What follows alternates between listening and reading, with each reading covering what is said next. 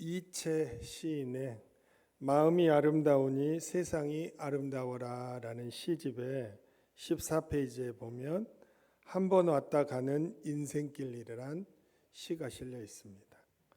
아무렴 한 번 왔다 가는 인생길 그냥 갈 수는 없잖아. 바람 같은 인생이라면 나뭇잎이라도 흔들고 가야지. 강물 같은 인생이라면 이슬이라도 맺혔다 가야지. 그래 다시는 되돌아갈 수 없는 길 흔적이라도 남기고 가야지. 꽃 같은 인생이라면 씨앗이라도 여물고 가야지. 나그네 같은 인생이라면 발자국이라도 남기고 가야지. 아무렴 뒷모습은 뒷사람만이 볼 수 있는 게지. 누가 인생을 무상이라 했더냐라는 시입니다. 이 세상에 성도로서 우리도 한번 생각하게 됩니다. 세상 사람들이야 어찌 살든 성도로 택함받아서 한번 왔다 가는 인생길이 그냥 갈 수는 없지 않습니까? 그래 다시는 되돌아갈 수 없는 길이지만 성도다운 흔적을 남기고 갈 수 있으면 참 좋겠지요. 오늘 예배에 나오신 여러분은 아무리 거부해도 성도입니다. 성도가 아니면 하나님께서 이 길로 부르실 리가 없습니다. 왜냐하면 여러분들이 가는 이 길 끝에 우리의 주님이 계시기 때문입니다. 그래서 성도는 성도의 흔적을 남길 수 있도록 오늘도 예배자의 길로 부르셨고 사명자의 길로 부르셨고 섬김의 길로 부르신 것입니다. 종교개혁주의를 맞이하면서 우리는 성도다운 흔적을 남겨야 하는데 도대체 그 길은 어떤 길일까라는 것을 먼저 생각하게 됩니다. 오늘 설교 본문인 시편 17편에는 두 종류의 길이 나옵니다. 시편 17편 4절입니다. 사람의 행사로 논하면 나는 주의 입술의 말씀을 따라 스스로 삼가서 포악한 자의 길을 가지 아니하였사오며 라고 고백합니다. 하나의 길은 포악한 자의 길, 멸망하는 사람들의 길이다 이렇게 표현합니다. 또 하나의 길은 시편 17편 5절입니다. 나의 걸음이 주의 길을 굳게 지키고 실족하지 아니하였나이다 고백합니다. 공동번역 개정판에 보면 그 험한 길을 꾸준히 걸었사옵니다. 가르쳐 주신 길을 벗어난 적이 없사옵니다. 이렇게 번역하고 있고 새 번역에 보면 내 발걸음이 주님의 발자취만을 따랐기에 그 길에서 벗어난 일이 없었습니다. 이렇게 번역합니다. 하나의 길은 멸망할 사람들의 길이고 하나는 성도들이 걷는 주의 길인데 주의 길이란 어떤 길이냐?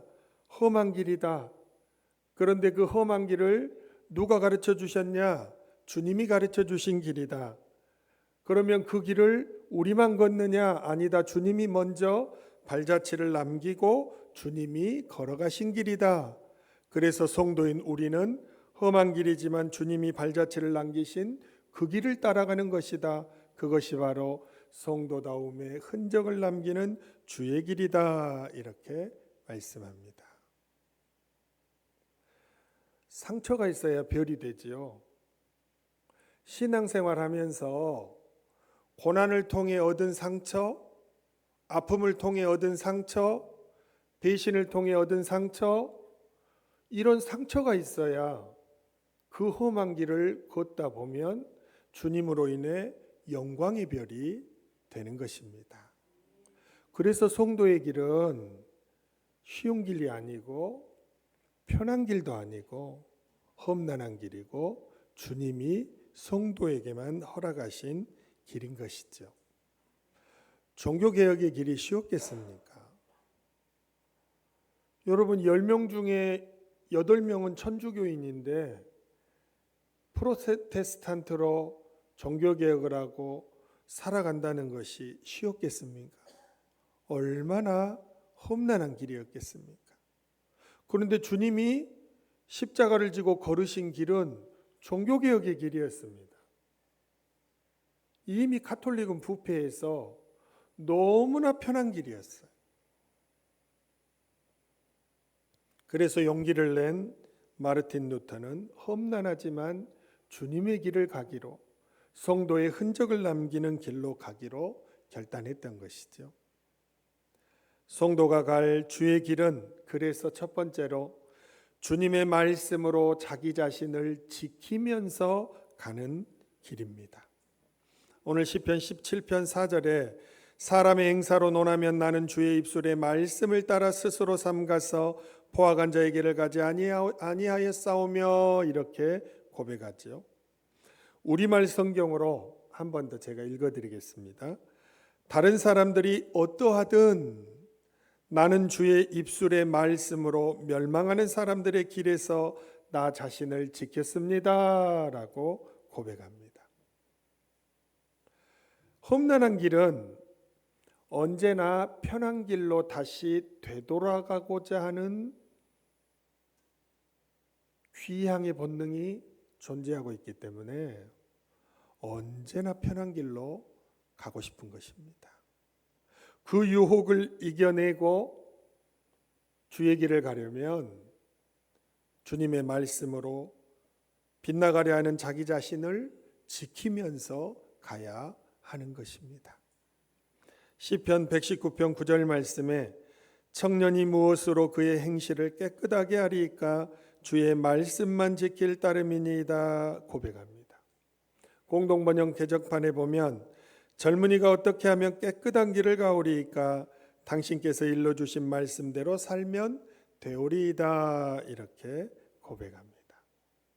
청년이 친구 따라 강남 가기 때문에 깨끗한 길을 가지 못하는 것입니다.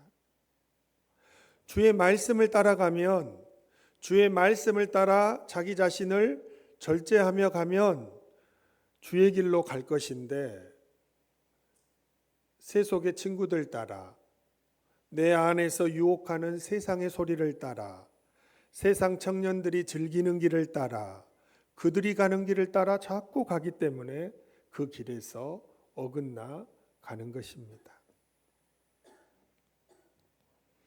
하나님의 말씀은 얼마나 위대하고 놀라운지 오늘 새벽에 새벽 예배를 드리는 성도들은 말씀을 나누었지요. 시편 19편 7절에서부터 9절에 하나님의 말씀에 대해 이렇게 말씀합니다. 여호와의 율법은 완전하여 영혼을 소성시키며 여호와의 증거는 확실하여 우둔한 자를 지혜롭게 하며 여호와의 교훈은 정직하여 마음을 기쁘게 하고 여호와의 계명은 순결하여 눈을 밝게 하시도다. 여호와를 경외하는 도는 정결하여 영혼까지 이르고 여호와의 법도 진실하여다 의로우니라고 말씀을 찬미합니다. 그러니 이 말씀이 청년의 가슴 속에 살아있으면, 이 말씀이 우리 성도들의 영혼에 살아있으면 우리는 온갖 유혹을 이겨내고 험난하지만 주의 길을 따라 걸을 수 있는 것입니다. 여러분, 다시 말합니다. 신앙생활 편하게 하면서 고통의 상처가 없는 사람은 영광의 별이 없다니까요. 생명의 면류관이 없습니다. 아무것도 없습니다. 고난과 아픔과 역경과 슬픔의 상처가 있어야만, 그래서 주를 따라야만 그것이 결국에는 영광이 되는 것입니다. 그래도 여러분, 쉽게만 신앙생활을 하려고 가야 할까? 나 그렇게 살지 않아도 그냥 지금 이 정도만 돼도 아무 일 없는데 굳이 힘들게 그렇게 헌신하며 신앙생활 그 길을 가야 할까? 고민하는 성도들이 오늘날 너무 많아요. 종교개혁주일에 다시 한번 성도가 걸어가야 할 길은 어떤 길인지를 정신을 바짝 차리고 생각해야 하는 것입니다. 맨정신으로는 주의 길을 갈 수 없습니다. 자기 가족이 눈에 밟혀서야 어떻게 주의 길을 가겠습니까? 못 갑니다. 오늘 시편 새벽에 살펴보았던 시편 19편 11절 말씀에 시편 기자가 이렇게 고백합니다. 또 주의 종이 이것으로 경고를 받고 이것을 지킴으로 상이 크미니이다 고백합니다.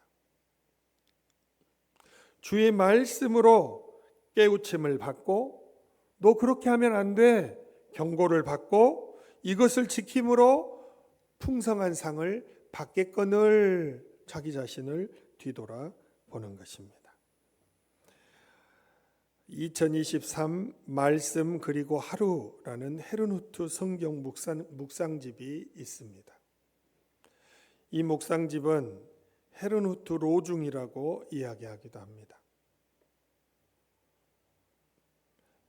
우리 교회는 매일 성경으로 말씀 묵상을 하기 때문에 굳이 헤르누트 로중을 여러분에게 소개하지는 않습니다.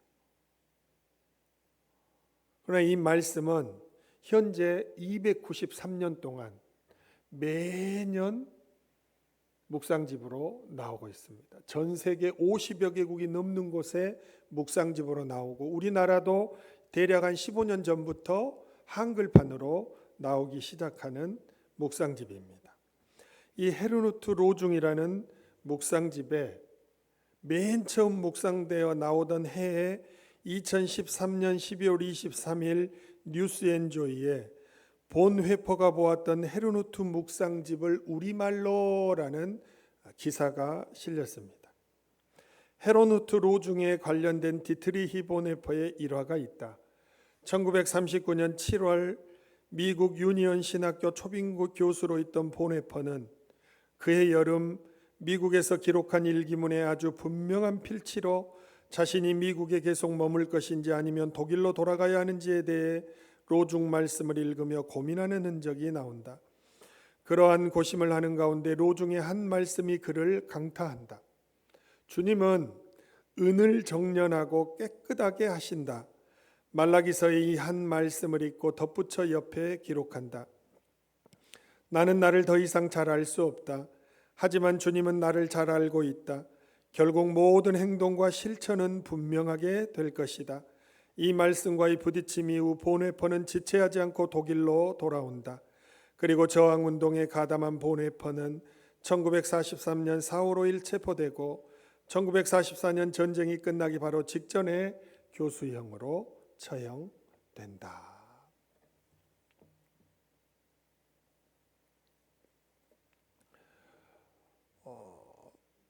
독일에 갔을 때 윤리학 담당 교수님이 제일 먼저 줬던 책이 본 회퍼의 책들입니다. 그가 죽은 지 꽤 오랜 세월이 지났지만 윤리를 전공하는 학도들뿐만 아니라 살아있는 신앙생활하는 사람들에게는 필독서처럼 주어지는 것이 본 회퍼의 책입니다. 그는 어떻게 이렇게 오늘을 살아있는 것처럼 살아있는 신앙의 그런 모범을 보이는 자가 될 수 있었을까요? 미국의 유니온 신학교에 초빙 교수로 있으면 모든 것을 학교에서 제공해 줍니다. 교수님 사택, 아파트, 월급 할 것 없이 최고의 대우를 해줍니다. 그리고 조국 독일은 이미 히틀러가 광기에 서려 전쟁을 일으키고 유대인들을 죽이고 미친 사람처럼 날뛰던 시대였습니다. 이 광풍이 다 지나간 뒤에 귀국해도 될 일입니다. 편안한 길이냐, 험난한 길이냐, 종교개혁의 길이냐, 그대로 머무는 길이냐 고민할 때 하나님의 말씀이 본 회퍼의 심장을 강타했습니다. 주님은 은을 정련하고 깨끗하게 하신다.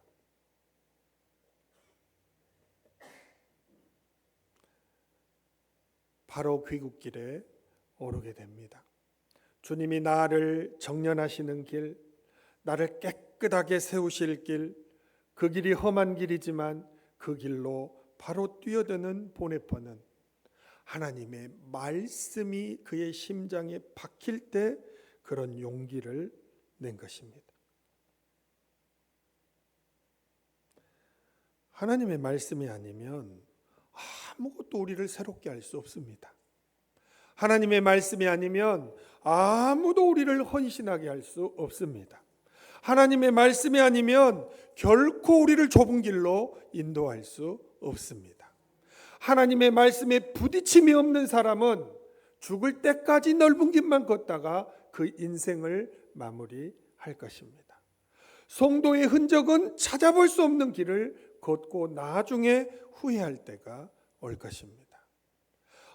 그때 우리 목사님이 하나님의 말씀을 붙들고 좁은 길로 가야 한다, 헌신하는 길로 가야 한다, 생명의 길로 가야 한다, 종교개혁자의 후회의 길로 가야 한다, 섬김의 길로 가야 한다, 그렇게 선포하셨건만 나는 그때 휘파람만 불면서 편안함을 고수했었지. 그리고 내 인생 마지막 날 예수님이 나를 모른다고 하실 일이 벌어질지는 난 정말 몰랐다. 어쩌면 그런 날이 올지도 모릅니다. 편안하게 걷는 길 끝에는 예수님이 계시지 않습니다. 그냥 내 소원에 예수님이 저기에 계시겠지, 나를 반겨주시겠지, 나를 잘했다 칭찬하시겠지, 우리의 소원입니다. 소원은 소원이에요. 내가 갖는 이 험난한 길 끝에 우리 예수님이 계십니다. 그리고 이 길을 걷는 자가 그 예수님을 만나는 것입니다. 여러분, 신앙생활 헌신할 만한 교회가 없어서, 아직 준비가 안 돼서, 아니면 꼭 그렇게까지 할 필요가 있을까? 우리 인생 정말로 후딱 갑니다.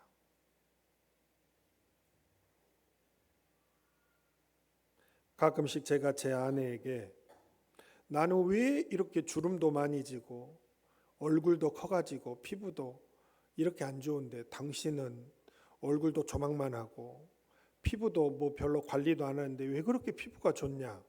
제가 한 번씩 투덜투덜합니다. 나는 50이 넘어서 서럽다. 옛날에 내 그 자취는 다 어디 가고, 제 아내는 나이 드는 게 참 좋대요. 얼른 애기들 얼른 빨리 보내버리고 둘이서만 늙어갔으면 좋겠다는 것입니다. 둘이서만 마음껏 기도하고, 지금은 막내 학교 보내야 되니까 막 기도 후다닥닥 하고 막 가서 막 밥 차리고, 얼른 좀 빨리 대학 좀 가고 얼른 좀 시집 좀 가서 기도하고 싶으면 할 수 있는 만큼 하고, 사역도 하면 아주 할 수 있는 만큼 하고, 어서 빨리 그날이 왔으면 이야기하는 것입니다. 어서 빨리 좁은 길이지만 그 길로 갈 수 있었으면, 이게 저의 길이고 아내의 길입니다. 사랑하는 여러분,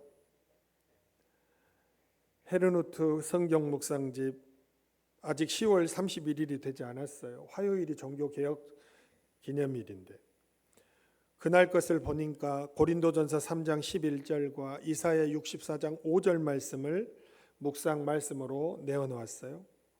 아무도 이미 놓은 기초이신 예수 그리스도밖에 또 다른 기초를 놓을 수 없습니다. 우리는 모두 부정한 자와 같고 우리의 모든 의는 더러운 옷과 같습니다. 그리고 마르틴 루터의 글을 실어놨습니다. 오 주 예수 그리스도시여, 주님은 나의 정의이시지만 나는 당신에게 죄인입니다. 주님은 내 것을 가져가시고 당신의 것을 나에게 주셨습니다. 주님은 당신에게 없었던 것을 스스로 가져가시고 나에게 없었던 것을 내게 주셨습니다. 하나님의 말씀을 보니 주께서 나에게 모든 헐은 거 더러운 거 다 가져가시고 나에게 모든 새로운 것을 허락하셨습니다. 하나님이 나의 옛 길을 가져가시고 다시 새롭게 험난한 길이지만 가야 할 주의 길을 펼쳐 주셨습니다. 그리고 종교개혁의 길로 뚜벅뚜벅 걸어간 것입니다.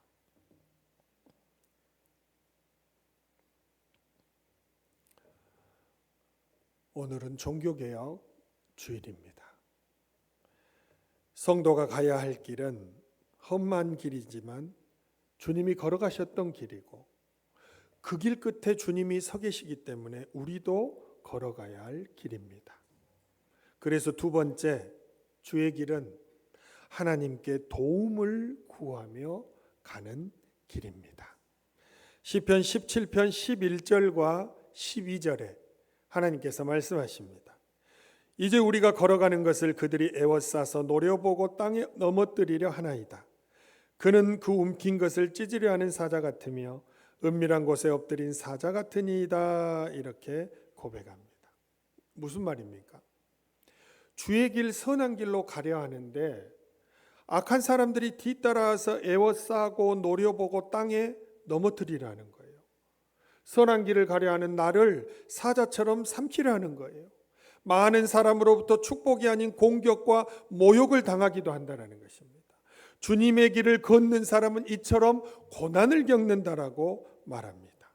그래서 주의 길로 걸으며 하나님의 뜻대로 살려 하는 성도는 하나님께 도움을 구해야만 이 길을 갈 수 있다라고 말씀을 하십니다. 시편 17편 13절 말씀입니다. 여호와여 일어나 그를 대항하여 넘어뜨리시고 주의 칼로 악인에게서 나의 영혼을 구원하소서라고 고백합니다. 하나님이여 나를 구원하소서. 하나님이여 나를 이 공고한 아픔 가운데 구원하소서. 하나님이여 나를 이 어둠 가운데 일으켜 주시옵소서. 하나님이여 나를 이 연약하여 자꾸 머뭇거리는 이 인생길에서 나를 구하여 주옵소서. 하나님께 도움을 구하라는 것입니다. 여러분, 왜 기도해야 합니까? 여러분, 우리가 입술만 떼면 어둠이 싹 물러가 버려요. 입을 닫고 있으니까 어둠이 물러가지 않는 거예요. 여러분, 사자와 하이에나 봤습니까? 사자가 막 으르렁거리고 해도 하이에나 조금 도망간 척하다 또 오고 조금 도망간 척하다가 또 오잖아요. 근데 정말로 숫사자가 성질나서 덤벼들어서 하나 낚아채서 죽이면 진짜 다 도망갑니다. 어둠의 영이, 여러분, 우리를 좌절시키는 어둠의 영이, 우리를 한정없이 나락으로 끌고 가는 어둠의 영이 조금 나아서 깔짝깔짝 은혜 받으며 있으면 물러갈 것 같습니까? 예수님을 유혹해서 넘어뜨리려 했던 대상인데, 하나님께 은혜를 받고 내 입술을 벌려서 주여 공고한 나를 이 시간에 구원해 주옵소서. 내가 예수님의 이름으로 명하노니 나를 무너뜨리는 어둠의 영들아 물러갈지어다. 싹 물러가 버려요. 싹 물러가 버려요. 왜 가르쳐줘도 안 하십니까? 목사님이 앞에서 왜 가르쳐주는데 안 하시냐고요. 여러분, 사단막이 약한 것들은 어떻게 해서든지 우리 주위에 얼쩡얼쩡대면서 우리를 낙심시키고 우리를 번뇌하게 하고 우리를 물러서게 하고 우리를 자꾸 편한 길로 가게 하고 자꾸 좌절시키는 거예요. 누가? 어둠의 영이. 그런데 내가 주님의 이름을 부르짖고 기도하면 싹 물러간다니까요. 종교개혁자인 마르틴 루터가 보름스 국회의사당에서 네가 이제껏 했던 그 종교개혁에 관계된 주장을 철회해라. 그러면 너를 살려주겠지만 그거 철회하지 않으면 너는 죽은 목숨이다. 으름장을 놨어요. 하루 말미를 달라 하고 하나님께 기도하고 부르짖고 그 다음 날 그 보름스 국회의사당에 선 마르틴 루터가 뭐라고 했습니까? 하나님, 내가 죽으면 죽었지 주의 길을 따르겠나이다. 그리고 철회하지 않겠다고 회유하는 것을 다 거부했습니다. 그리고 그 시간부터 쫓기는 인생이 되었습니다. 마틴 루터 금방 죽을 것 같았는데 종교개혁 이루는 거 보고 아우스부르크 이를 통해서 회의를 통해서 자기네 루터교가 인정받는 거 다 보고 그리고 하나님 품으로 갔어요. 언제 죽을 줄 모르는 인생 같지만 하나님께 도움을 구하고 죽으면 죽으리라 하나님께 고백하며 섰더니 하나님께서 그 인생을 다 감싸 안으셔서 보호하시고 나중에 종교개혁 다 완성되고 하나님이 불러 가셨습니다. 여러분, 물러서지 마십시오. 하나님께 도움을 구하면 하나님이 여러분들을 다 건져주십니다. 다 인도해 주십니다. 다 새 힘을 주시고 굳건하게 역사해 주십니다. 시편 115편 9절부터 11절에 이스라엘아 여호와를 의지하라. 그는 너희의 도움이시오 너희의 방패시로다. 아론의 집이여 여호와를 의지하라. 그는 너희의 도움이시오 너희의 방패시로다. 여호와를 경외하는 자들아 너희는 여호와를 의지하여라. 그는 너희의 도움이시오 너희의 방패시로다 라고 말씀을 하고 계십니다. 쉬운 길은 아니지만 고난의 흔적을 남기는 길이 어려운 길이지만 내 생각과 마음으로 가는 것이 아닙니다. 하나님께 도움을 구하면서 가면 하나님께서 모든 것들을 아름답게 인도하실 줄 믿습니다. 우리가 걷는 길은 그래서 세 번째로 그 길에서 벗어나지 않도록 최선을 다하면서 걷는 길입니다. 최선을 다한다는 것이 뭘까요? 이 길에서 벗어나지 않도록 최선을 다한다는 것이 무엇일까요? 시편 17편 3절에 이렇게 고백합니다. 주께서 내 마음을 시험하시고 밤에 내게 오시어서 나를 감찰하셨으나 흠을 찾지 못하셨사오니 내가 결심하고 입으로 범죄하지 아니하리이다 고백합니다. 내가 이 길에서 벗어나지 않도록 최선을 다하며 걷는 길은 내가 생각한 것이 내 입술을 넘지 못하도록 하는 것입니다. 생각으로는 저 사람에 대해서 죽이고자 하는 말이 여기까지 차오르는데 이 입술로는 절대 넘어가지 않습니다. 최선을 다하는 길입니다.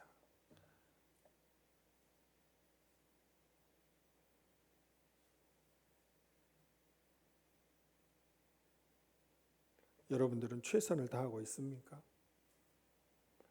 자기가 생각한 대로 막무가내로 저질러 버리지 않습니까? 물론 생각도 하면 안 되겠지만 사람인지라 생각과 마음에 미운 생각도 들고 하기 싫은 생각도 들고 죄를 저지르고 싶은 생각 들어요.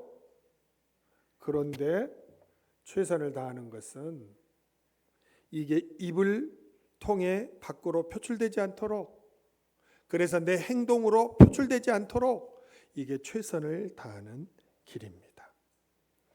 마르틴 루터가 새가 머리 위를 지나가는 것을 막을 수는 없다. 그러나 머리 위에 집을 짓는 것은 막을 수 있다. 이렇게 말했습니다. 무슨 말입니까? 나쁜 생각이란 마치 머리 위를 스치는 새와 같아서 막아낼 도리가 없습니다. 그러나 그 나쁜 생각이 내 머리 한가운데 자리를 틀고 들어앉지 못하게 막을 힘은 누구에게나 있다라는 것입니다. 가인과 아벨이 하나님께 제물을 드렸어요. 그런데 하나님께서 동생 아벨의 제물만 받으셨어요. 가인의 마음의 생각에 동생을 죽이고 싶은 시기심이 아주 막 불타오르고 동생의 제물만 받으신 하나님에 대한 분노가 막 끓어오릅니다. 온 생각에 자리 잡았어요. 자리 잡지 못하도록 날려보내야 하는데 다 자리를 잡았어요. 끝내 동생을 둘러 불러서 죽였습니다.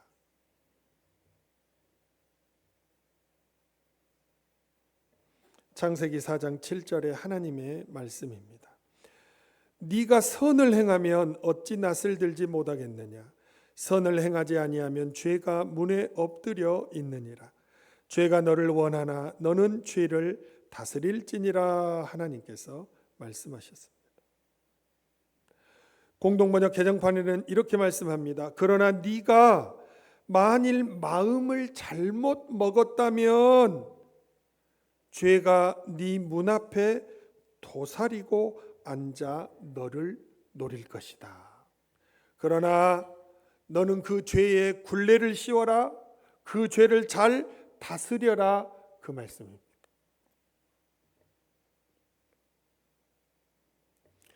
죄된 생각이 입술을 넘고 행실로 드러나지 않기 위해 최선을 다하려면 뭐로 다스려야 합니까? 하나님의 말씀으로 잘 다스려야 합니다. 신약성경 디모데후서 3장 16절과 17절에 이렇게 말씀합니다. 모든 성경은 하나님의 감동으로 된 것으로 교훈과 책망과 바르게 함과 의로 교육하기에 유익하니 이는 하나님의 사람으로 온전하게 하며 모든 선한 일을 행할 능력을 갖추게 하려 함이라 말씀합니다.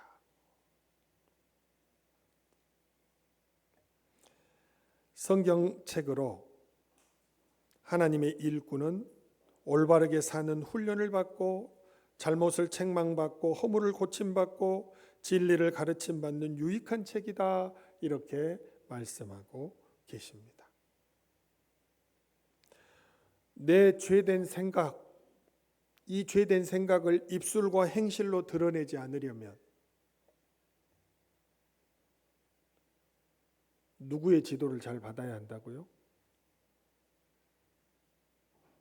하나님의 말씀의 지도를 잘 받아야 한다고요.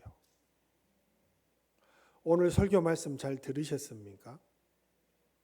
하나님의 말씀을 잘 듣고 지도를 받으시라고 말씀을 합니다.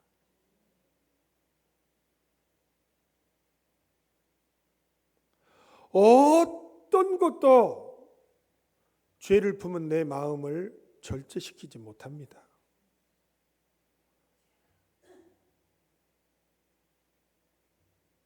저도 남편으로 살아가지만 내가 잘못했는데 아내가 옆에서 막 바른 말하면 남편 입장에서 아이고 우리 마나님 말씀이 참말로 맞네요.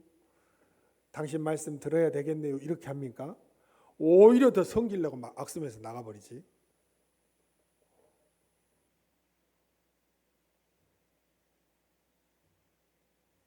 그게 남편들의 자존심입니다. 사랑하는 여러분,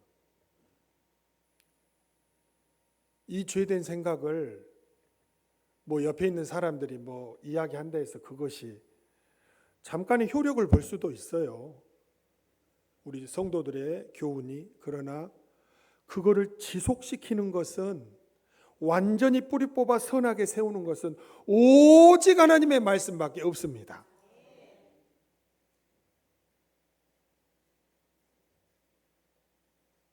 오직 하나님의 말씀밖에는 없어요. 말씀을 마무리하겠습니다. 누구나 한 번 왔다 가는 인생길입니다.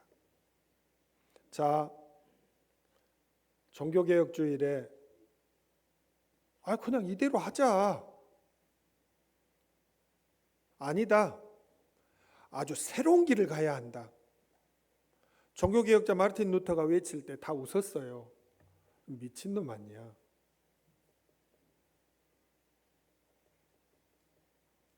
여러분, 오늘을 살아가는 우리가 다른 날은 몰라도 종교개혁주의를 맞이하면서는 자기가 서 있는 위치를 한번 생각해 봐야죠. 내가 이때 걸어온 길을 뒤돌아보니 상처가 없어요. 신앙생활 할 때 뭐 핍박받은 적도 없고 고난받은 적도 없고 막 사역한다고 발을 동동 구른 적도 없고 넘어졌다가 일어나서 감당해 본 적도 없고 아무것도 없어요. 뒤돌아보니까 현재 위치에서. 그러고 나는 오늘 여기에 서 있는 것입니다. 아무것도 없어요. 아무것도. 영광의 상처가 될 만한 것이. 그리고 오늘 이 자리에서 종교개혁주일에 저 끝을 한번 바라봅니다. 저 끝에 누가 있습니까? 저 길 끝에 예수님이 계십니다. 우리가 성도로 살아가는 목적은 주님 가신 길을 잘 걸어가다가 그리고 나중에 주님 계신 길 끝에서 주님을 만날 때 주님이 나를 안으시고 잘했다 착하고 충성된 종아 나를 반겨 맞아주실 그날을 향해서 가는 것입니다. 뒤에는 아무런 고통의 상처도 없고 그리고 저 앞에 주님이 험난한 길 끝에 계시는데 오늘도 내가 걷고자 하는 길은 편하고 넓고 그냥 내 삶이 중심이 돼서 걷는 길이라면 종교개혁주일에 한번 뒤돌아보고 저 끝을 한번 바라다 봐야죠. 그리고 이 길이 잘못되었으면 여러분 신앙은 항상 현재형이에요. 과거에 잘했고 앞으로 잘하겠다 다 쓸데없는 소리입니다. 지금 현재 예배자냐 그 말이에요. 지금 현재 기도하고 있냐 그 말이에요. 지금 현재 사역의 현장을 누비고 있냐 그 말이에요. 신앙은 항상 현재형입니다. 오늘입니다. 지금입니다. 오늘 종교개혁주일에 자기의 신앙을 한번 뒤돌아보시라 그 말이에요. 앞에서 목사님이 사자우를 토하듯 이제는 주님의 길로 주님이 계신 그 길로 주님이 보이시는 그 길로 가라고 열변을 토하듯이 설교할 때 오늘 종교개혁주일에 한 번쯤은 왜 우리 목사님 저렇게 열받아서 저렇게 막 목이 터져라 설교를 하실까? 뭐 그냥 하실 리는 없을 텐데 정말로 뭔가 중요한 것을 깨달은 사람이라 저렇게 설교하실 것 같은데 한 번 정도는 자기 인생을 종교개혁질에 뒤돌아보고 앞을 보면서 고통의 흔적을 남길 수 있는 그 새로운 길로 가시라고 오늘 여러분에게 간곡하게 말씀을 드립니다. 아무쪼록 오늘 이후에는 그러한 길로 가려고 결단도 하고 또 넘어져도 함께 걸을 수 있는 우리 모두가 되기를 간절히 바랍니다. 잠깐 기도하겠습니다.